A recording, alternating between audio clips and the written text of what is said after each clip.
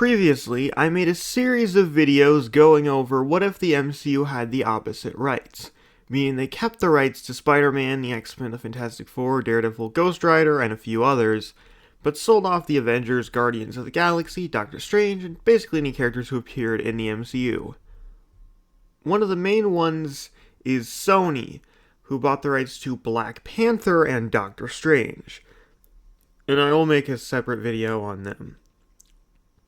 Universal would own Namor, just like in real life, but not the Hulk, and because of that, they would actually do something with Namor instead, releasing a movie called Namor in 2003, and before making a deal with Marvel to incorporate Namor into the MCU with Namor the Submariner in 2008. As for the rest, Moon Knight went to New Line Cinema, who made a trilogy of movies about the characters in the 2000s, followed by a TV series. Iron Fist went to Lionsgate, who made an Iron Fist movie in 2004, and then a reboot in 2008. Both Moon Knight and Iron Fist would revert to Marvel after the studios did nothing with the characters for a while. And finally, Fox would buy the rights to the Avengers, which includes any characters who are prominently associated with the Avengers and aren't owned by other studios, plus Guardians of the Galaxy and Luke Cage, although they would never really connect them despite trying at times. This universe would begin in 2000 with the Avengers, told from the perspective of Steve Rogers as he has recovered from the ice into present day, and recruited by S.H.I.E.L.D. director Nick Fury into his team, the Avengers. The current team includes Black Widow, Hawkeye, Ant-Man, Scott Lang, and Iron Man.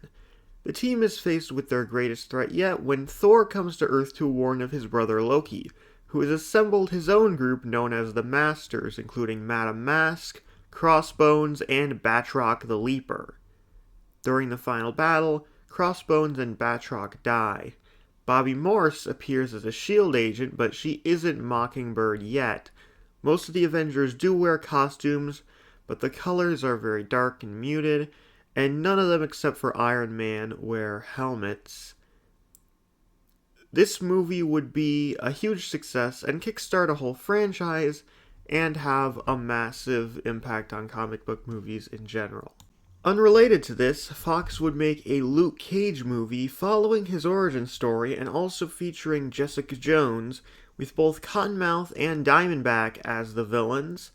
This movie would be pretty good, however, unfortunately it wouldn't do well, since people didn't really get the character. It would, however, get a spin-off. That same year, we would get Avengers Assemble, a direct sequel to the Avengers where Captain America, looking into his past, finds out that Hydra is still active, led by Arnim Zola, one of Cap's enemies from World War II, who preserved his consciousness inside a computer. The Avengers are also joined by War Machine and Falcon, as well as Bobby Morse becoming Mockingbird. Bruce Banner also cameos. This movie would do even better than the first, setting the stage for a trilogy. In 2005, Fox would release a spin-off of Luke Cage about Jessica Jones, which would do much worse, leading to Fox not doing anything with Luke Cage or Jessica Jones ever again, and so the rights would eventually revert to Marvel. Also in 2005, Fox would release a Guardians of the Galaxy movie, which would basically be the same as the actual movie, except not as amazing. It would just be okay. It would, however, do well enough to get a sequel. The final movie of the original Avengers trilogy would be Avengers Endgame, which would attempt to adapt the Kree-Skrull War storyline. However, it would be sidelined by the return of Loki and his new team of Masters, including Madame Mask, Trickshot, and Abomination. Iron Man is immediately killed, and Nick Fury also seemingly dies, but is later revealed to be alive. The Avengers are joined by Hulk and Carol Danvers as Miss Marvel. At the end of the movie, the Avengers disband. This movie gets much worse reviews than the first two, and so Fox decides to focus more on prequels for a bit. The following year, Guardians of the Galaxy would get a sequel, where they would attempt Thanos as the main villain. He wouldn't be purple though, he would just look like a person. Nebula initially serves as an antagonist before joining the Guardians against Thanos. Captain America the First Avenger would release in 2009 and skip through the origin story, instead focusing on Cap joining a team known as the Invaders, including Bucky Barnes, Nick Fury Sr., Jim Hammond, who goes by Toro, and Antonia Dreykov.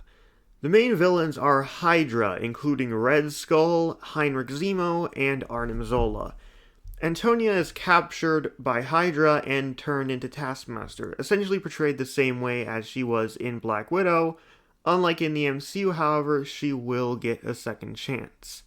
This movie was planned to be the start of a series of spin-off movies about individual Avengers, with a Nick Fury movie planned. However, this movie would fail, and the Fury movie would be repurposed into the next Avengers movie. The Avengers Initiative would originally be made as a reboot, but later be retconned into being a prequel to the original trilogy, and in doing so screw up the continuity a bit. The movie takes place in the 1960s and follows Nick Fury Sr. forming the original Avengers team, including Hank Pym, Janet Van Dyne, Goliath, Mar-Vell, Monica Rambeau, Wonder Man, and Blue Marvel, to deal with the resurgence of Hydra led by Baron Zemo, who also kills Goliath. By the end, though, the Avengers do defeat Zemo and officially form as a team. This movie is very well received and ends up leading into a soft reboot for the franchise. That same year, Marvel would release Fantastic Four Atlantis, establishing the idea of a cinematic universe, which leads to Fox attempting to make a crossover between the Avengers, Guardians of the Galaxy, and Luke Cage, but that would ultimately go nowhere.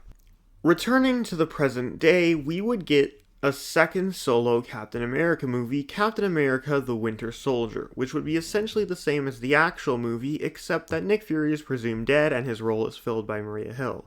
Captain America loses his shield towards the end, and the movie ends with Nick Fury approaching Captain America. This leads into Avengers Age of Ultron, which jumps 10 years into the future where the world is ruled by Ultron. The Avengers have expanded their ranks, creating a resistance against Ultron. The Avengers, so they send Captain America back in time to the 1970s when Ultron was first created by Hank Pym. After the events of the Avengers Initiative, most of the original Avengers either died or left the team. Captain America teams up with Nick Fury, Wonder Man, and new recruit Scarlet Witch to stop Hank from creating Ultron.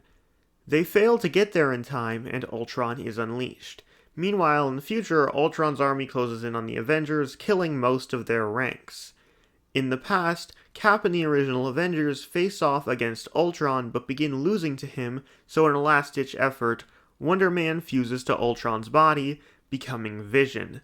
The timeline is rewritten, creating a new timeline where all the Avengers are alive and the team never disbanded.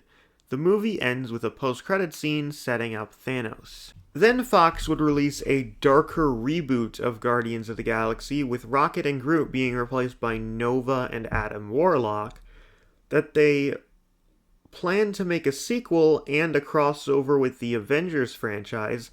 However, the movie would do really badly and basically kill the Guardians franchise for the next 10 years.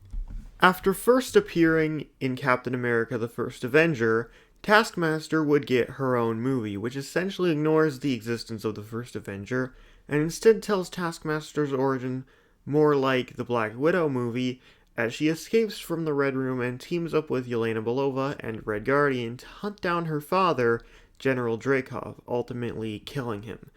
This movie does very well, launching a trilogy of spin-off movies. Then this universe would finally attempt to handle Thanos properly, and do it slightly better than last time. Avengers Infinity War takes place in the 80s in the new timeline, where nobody has aged in the past 20 years.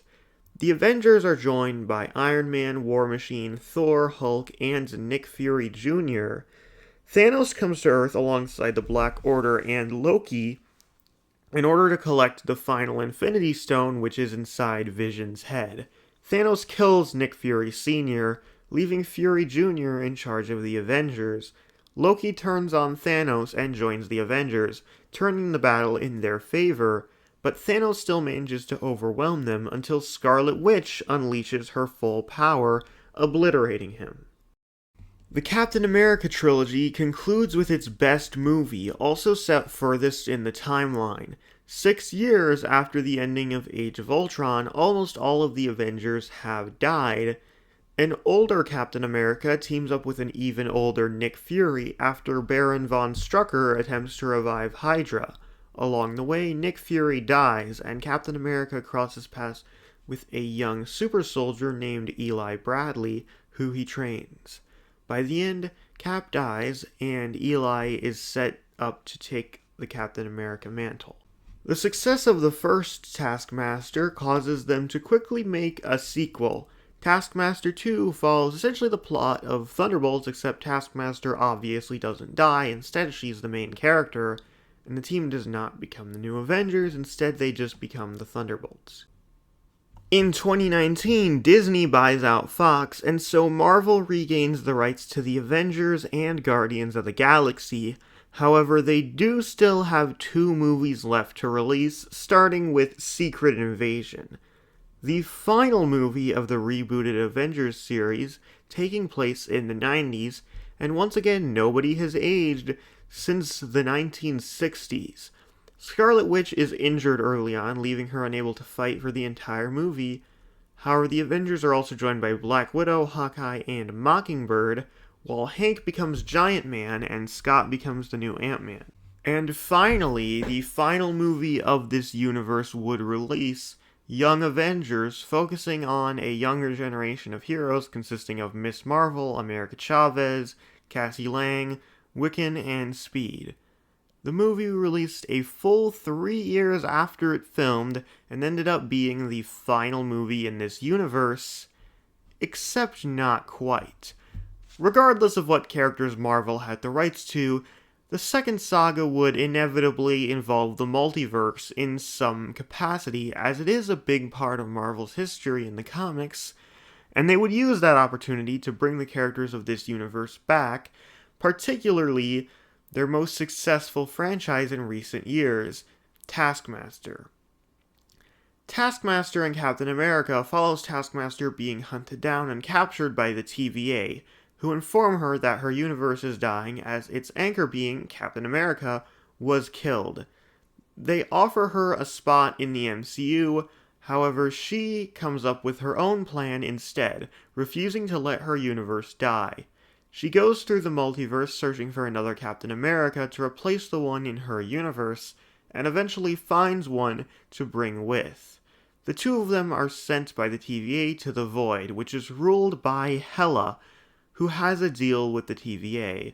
They join a resistance including Eli Bradley, Jessica Jones, Moon Knight, and Shang-Chi.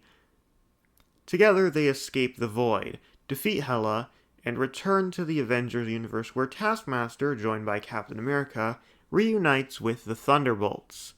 Following this, these versions of the Avengers would have a larger crossover with the MCU in the finale of the Multiverse Saga, which would probably end by rebooting the Avengers into the MCU, officially concluding this universe.